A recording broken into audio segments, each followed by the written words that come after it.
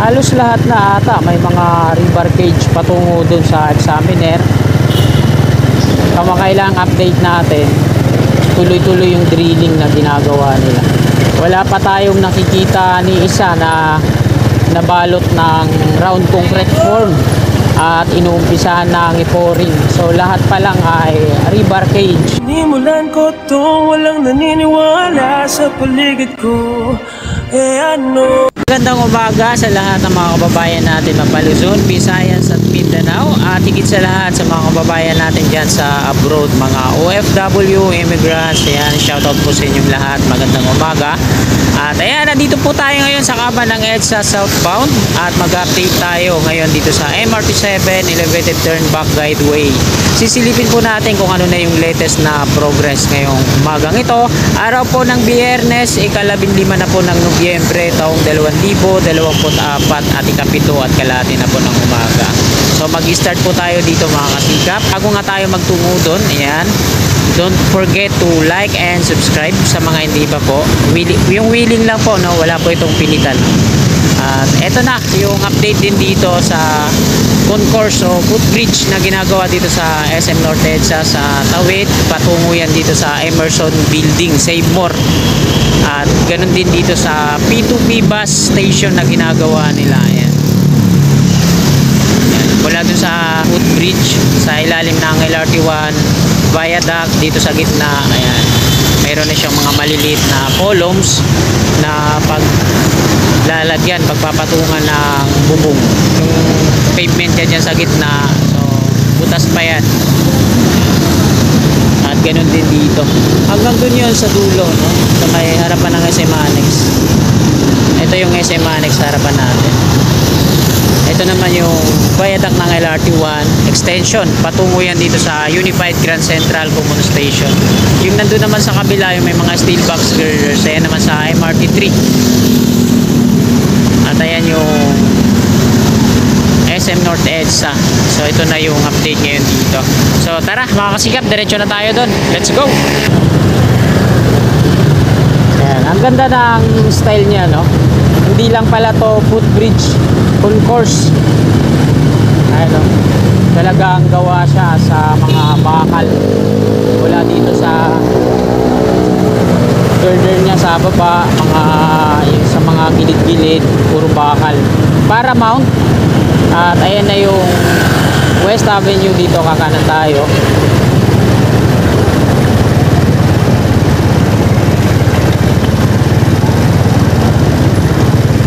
At mula dito, tanaw na natin yung mga rebar cage alignment. Ayan. Dalawa dito. Ang laking frame set to, no?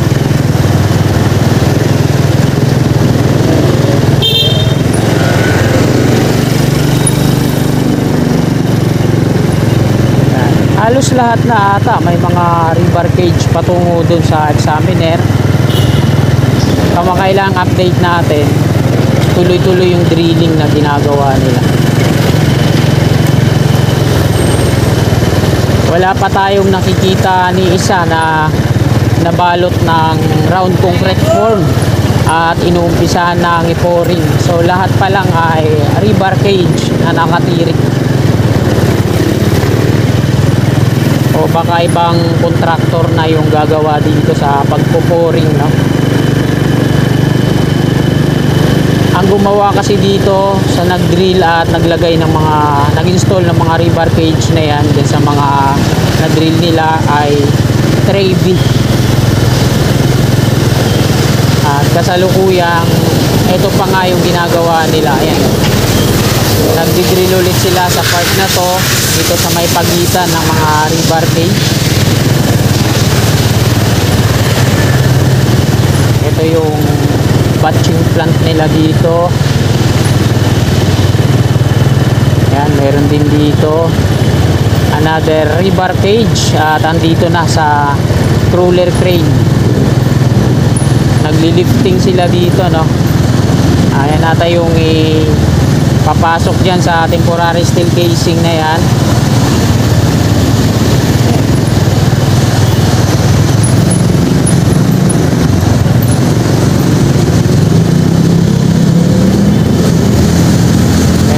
silang mixing tank dito sa kaliwa,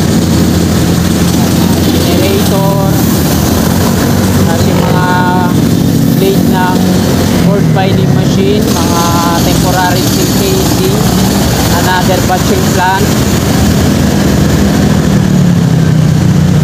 Diyan kasi yung nanggagaling yung mga bentonite slurry. Wala silang mixing tank dito. Yung container tanks pala, sorry. Kagaya sa power, yung nakikita nating tatlong malalaking parang parang steel casing. Yan, ito yung mga bago nilang tayong rebar cage. Meron pang mga support. Yan.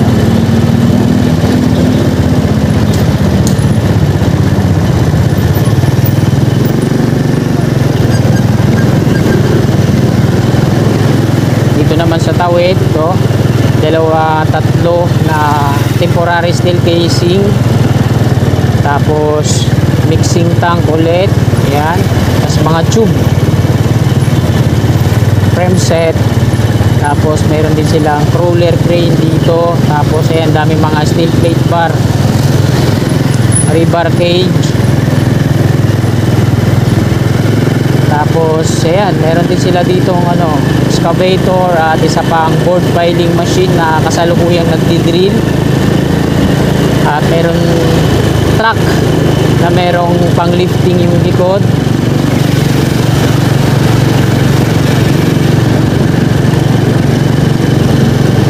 Ay, nakalimutan ko, examiner na pala yun, lagpas na tayo. Ay, ginagawa din dito ng aga, pero ayun, nagpapalit sila ng mga bricks. Lagpas na tayo sa examiner. Dito na ako mag-u-turn. Ginagawa din ng agaper dito, nagpapalit sila ng mga bricks. Examiner Street. Hanggang dito na pala yung construction nila sa dulo.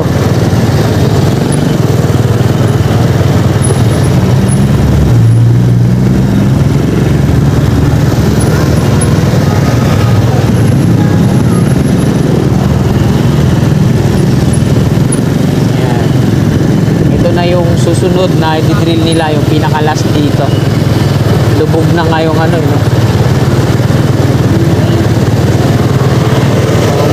3. Nandito na yung pang-apat na tinitira na ang board filing machine na to. Nandito na rin yung mga workers nila ng Trevi, kahit maaga pa. Pinagdudugtong-dugtong yung pipe patungo dito sa mga i-drill nila. Ayan kasi yung nagbubuga ng bentonite slurry.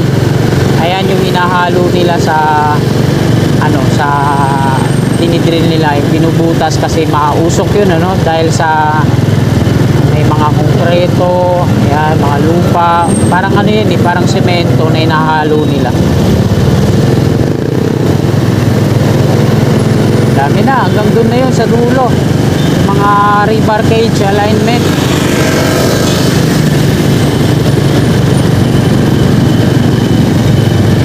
Shout out po sa mga kasikat natin na patungo na ngayon sa kani-kaniyang mga pinagtatrabahuan kagaya ko.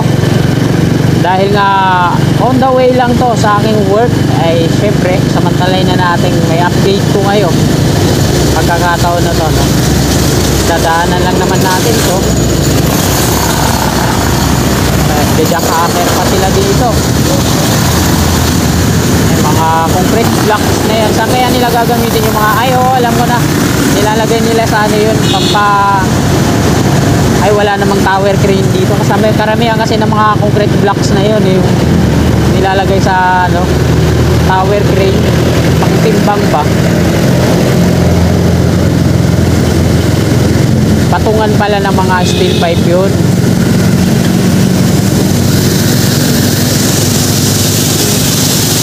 Yan meron pa pala silang i-drill dito. Binubungkal ng nandun excavator, tinatanggal yung mga konkreto. The rest na siya dito, kompleto na sa part na to. Dito na lang, meron pa pala isa. Ito yung may mga lona. Kasi yung pagitan ng bawat span ayun yung nandun, yung masyado pang napakahaba yung distansya.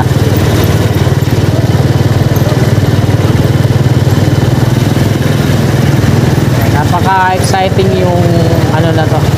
Kaya dun sa mga nag-aabang sa update natin dito sa West Avenue, ito yung elevated turn back guideway ng MRT7.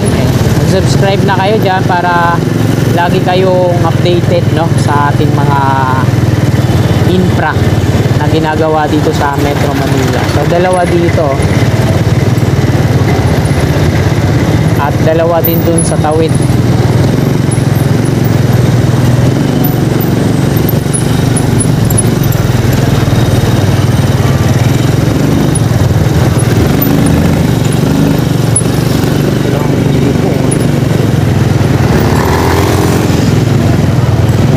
Yung last dito sa EDSA at yung dalawa naman dun sa Tawid. Yung dun sa Tawid nilagyan na nila ng ano, no, mga nalagyan na nila ng top segment, tapos inuunti-unti ng takluban ng round concrete form. Ito naman yung Unified Grand Central Common Station at meron din ginagawa dito sa ilalim, tatlong magkakabahagi yan, no, parang pundasyon.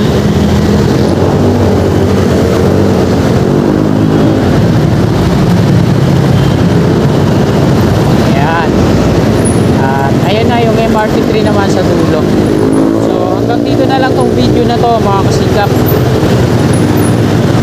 Maraming salamat sa patuloy niyong suporta sa aking munting YouTube channel. At dalawin niyo rin po ang aking isang YouTube channel, Kasikap Moto Vlog. Lagi po tayo mag-iingat. Magandang umaga at God bless po sa ating lahat.